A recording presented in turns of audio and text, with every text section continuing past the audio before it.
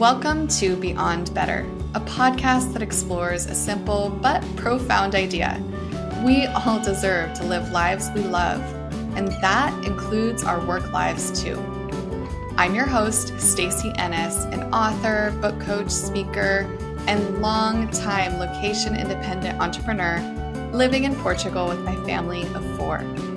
Join me as I talk business, location independence, writing, publishing, and so much more, all focused on building a life that is beyond better.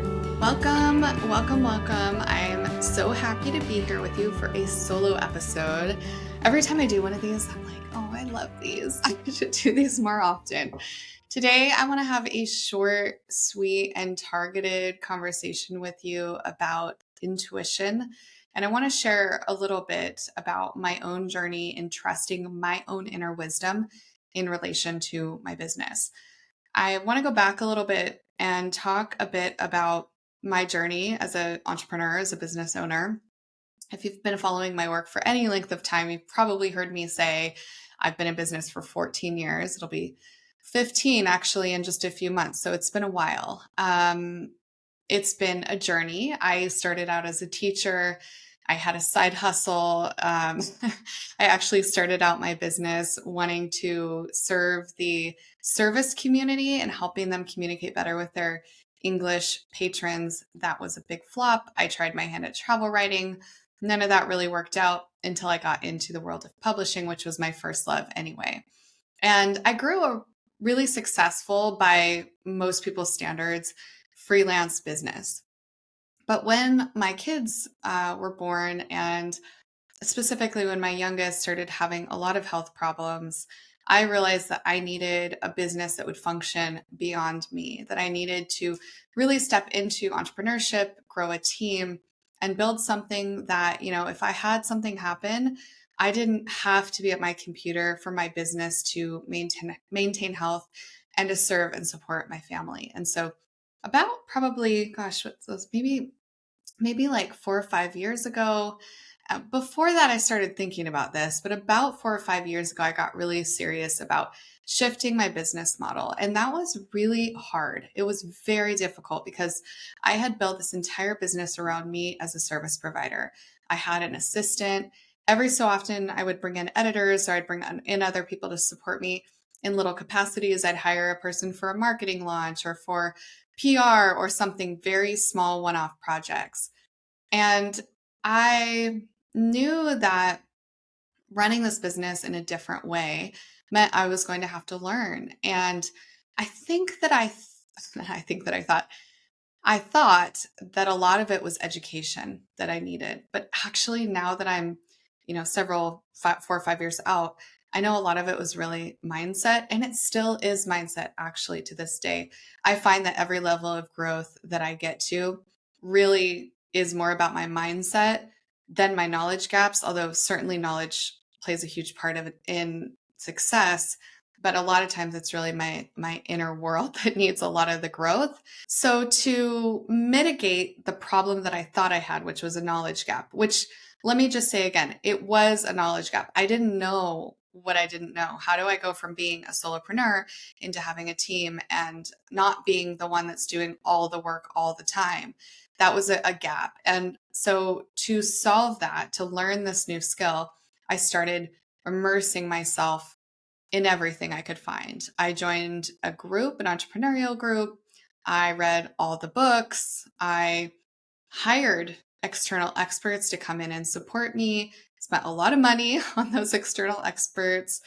I did a lot of things, followed a lot of systems, and really tried to solve this challenge that I was facing of shifting my business model by implementing strategies that I was learning, which sounds reasonable, right? Like that seems like the right thing to do when you are here and you want to go there and you know that you have a gap and you need to figure out how to get there. It makes sense that I would go out and look for different strategies. In a lot of ways, that was a smart way to do it. And I'm glad that I went out and immersed myself and learned. I mean, I am a learner by heart. That is how I deal with stress, is by reading books and reading studies and listening to complicated things and that's helpful for me. It's soothing. And I'm glad I did that. But here's what happened that I was not expecting. And it's something that is a cautionary tale for you. I turned to so many experts and so many different resources and books and programs and people that I forgot to, for a time, really check into my own intuition. And I would have these moments where I was about to make a change in the business. And on paper, in case studies and all these things, that seemed like the right thing to do because it had been proven out. But inside of myself, there was something that was going, that's not quite right. Like I don't know why. And maybe I'm just not trusting the process. And so I had a few times where I just leaned into this process that I was given to by someone else, even though there were aspects of it that just were not quite resonating. It wasn't a values thing. It wasn't anything that was like inherently um, icky or anything like that. It was just that it just didn't feel quite right and quite aligned. And so after many years of education and now I understand what KPIs are and I've got my cash flow forecast dialed and I've got all these things that I'm doing now that I didn't even know what those things were 5 years ago. I have all these things going, but at some point I had to kind of pull back and check back in with myself. And this is when things for me really started to shift in my business and really in kind of I would say my personal alignment with my business. And I think it's also why I'm so excited about this year and why I'm so excited about what 2024 has to offer for me personally and in my business. And I want to give you a specific example of how I used the conventional advice and then how I checked in with my own intuition and I did things differently. And that is my author program. Years ago, actually, I think I launched my first author coaching cohort in 2020. And when I launched that, it was initially a 12-week program. Was it 8? Gosh, I can't remember now what the first one, if it was 12, I'm pretty sure it was 12 weeks. Eventually, I landed on a 10-week program. And I ran that for a couple of years and I loved that program. I got great results from the program, but I felt a disconnect for me because part of what I love about the journey of the work that I do is the relationships. I love getting to also celebrate people along the way and see them complete their drafts. I never launched the program Nonfiction Book School intending for anybody to write their book in 10 or 12 weeks. I don't even believe in that for most people unless you're a real pro and you've got like nothing else going on and you're just leaning in with intensity. And still, even then, that's a pretty rough timeline. For most people, that was going to get them organized and writing and with a clear plan to complete. But I wasn't staying with them and I wasn't serving and supporting them beyond that program, or sorry, beyond those 10 or 12 weeks. So as I looked at my business and how I want to show up in the world and the work that I do, I asked myself, why did I launch a 10-week program, eventually landed on 10, when my private coaching is 6 months? Like, what was it around that caused me to do this other thing that's different than what I do in private coaching? I want to really say again, I've had really wonderful results from this 10-week version. So it's not that it wasn't working per se, it's that it didn't feel as aligned for me intuitively with how I want to show up in the world. And I realized that a lot of the reason that I was making that choice around the shorter program it was a fear response. It was a fear-based decision. And some of those scripts that were playing for me are people going to commit to 6 months? Are they going to join a program that's 6 months long? I think it was also this idea that like, if I didn't get a lot of people signed up, it wasn't a really long time, right? So I think there were all these things that were going on inside of my head. And then probably an even bigger driver was those were also the things that were being fed to me externally by some of the experts that I hired and some of the things that I read. So when I was learning about launching a course or a program, I was hearing over and over again that you want it to be shorter, people won't commit to long term. But then I was seeing in my private coaching that all of my clients were working with me for 6 months. So I'm like, those two things don't really totally compute for me. So pushing ahead, I launched in 2023 my 6-month program, Idea to Draft. And I just wrapped up the first cohort. Man, I have to say, number one, those are amazing humans. I get actually emotional thinking about them and the journey that we took together. And two, I think for me personally, it was such a really powerful and meaningful experience for me to go, no, I'm not going to do it this way anymore. I'm going to do it the way that feels most aligned for me. And I loved having a really clear goal together in this group. I loved being able to develop relationships with each and every person in that group. And it wasn't, again, I developed relationships in the 10-week program, but the depth that I'm able to connect with people in 6 months is just a totally different space. I can show up for them in such a bigger and more profound way with this longer period of time. And so I ran that program. It just concluded. I'm running my second cohort now. Those for me are ways that I'm showing up more in alignment with how I intuitively know I serve best in the world. One other example, and then I'm going to bring this around to you, is that I've been talking for probably 3 years now about launching an author community. I wanted a way to continue to serve my students and my clients. And I, you know, I think I had a lot of fear behind that. And some of it was logistic, like how am I going to take care of this community and really serve them and make sure I'm doing all the things that I know I need to do to make a community really great. But then I also started asking questions against that, which were, what do my people actually need?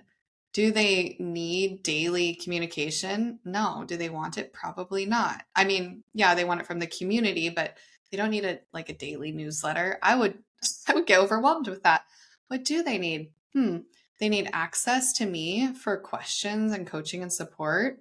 Okay.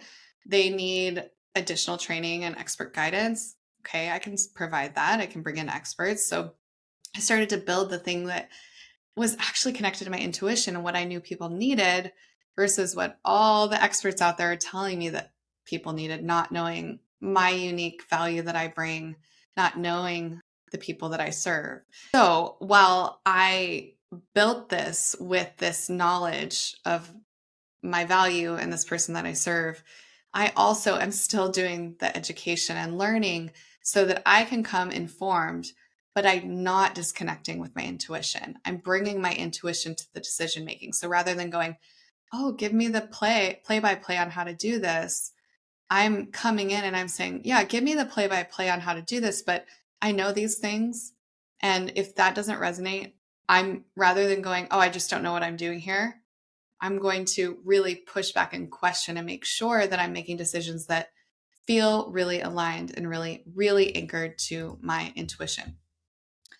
Now, I want to bring this to you because I think that so often we get disconnected from our inner voice and from our inner knowing. And I think it's more common to get disconnected when we feel like we're in a space that we don't understand. And so I have to give myself some grace when I look back. I could say, oh man, if I had just done it this way, I would have saved myself 3 years or 4 years. Maybe, but I also think we all are on the journey that we are on and that we have to go through the things that we do to get us to the place that we are in the way that we are today. So I'd love for you to think right now about a big goal you have and consider in that big goal what progress you have made and what progress you haven't quite made to the level that you want to make it. And within that latter question, is there an area where you feel some friction or misalignment that is a result of taking in a lot of information, but not going inward for information as well? I think both are very important. You hear me quote all kinds of things on this podcast. I am a sponge. I actually read real scientific studies. I read tons of books. I listen to very complicated podcasts. I'm a sponge and a learner. I attend events. I hire coaches. I do all of those things. And I think they're absolutely critical. I have to do those things to improve myself. But I also have to sit in silence sometimes. I have to be quiet sometimes. I have to check in with myself sometimes. And I have to not shut down that side of me that's like puts her finger up and goes, well, wait a second. I don't think that's going to work. I don't know if that's going to work with this particular situation. And sometimes when that comes up, it's a fear, and I have to really work through that. And sometimes when it comes up, it's wisdom that actually can take me in a direction that's more meaningful, that's more aligned, and that's more connected. I hope this was helpful for you today. I hope it made sense. It's funny sometimes when I'm, I'm in the process of working through this right now. I mean, I have been going through so much mindset awareness over the last few months around all kinds of things that I want to accomplish in my life, not just in my business, but definitely there in my relationships, in my parenting, in my personal goals, so much there. I keep excavating more. Like, oh, I think I've done that work. And then, oh, wait a second, there's this whole other layer. There's always more to uncover about ourselves. But we can only uncover those things about ourselves if we're willing to still ourselves, if we're willing to quiet ourselves, and we're willing to ask those questions of ourselves and trust ourselves. So I hope if you're in a place of inner tension or misalignment or stuckness, maybe this was revealing for you today. I want to thank you as always for spending your time, energy, and attention with me. I know it's so precious and I appreciate you spending it with me. And as always, I have to say such a big, huge thank you to Rita Dominguez for producing this fine podcast. You don't get to see all the things she does behind the scenes, but she's really amazing and she makes it possible for me to show up with you each and every week. If this was valuable for you, if you got a little point of awareness or it opened up something for you that will be useful, I would be so deeply grateful for you to take just 30 seconds, hit that 5-star rating, leave a quick review. It could be as short as, I love this podcast, that, easy. It really makes a big difference for me in helping me grow and reach more people with this message of living a life and running a business and making an impact on this world that's beyond just quote unquote better. Thank you for your time today, and I will be back with you before you know it.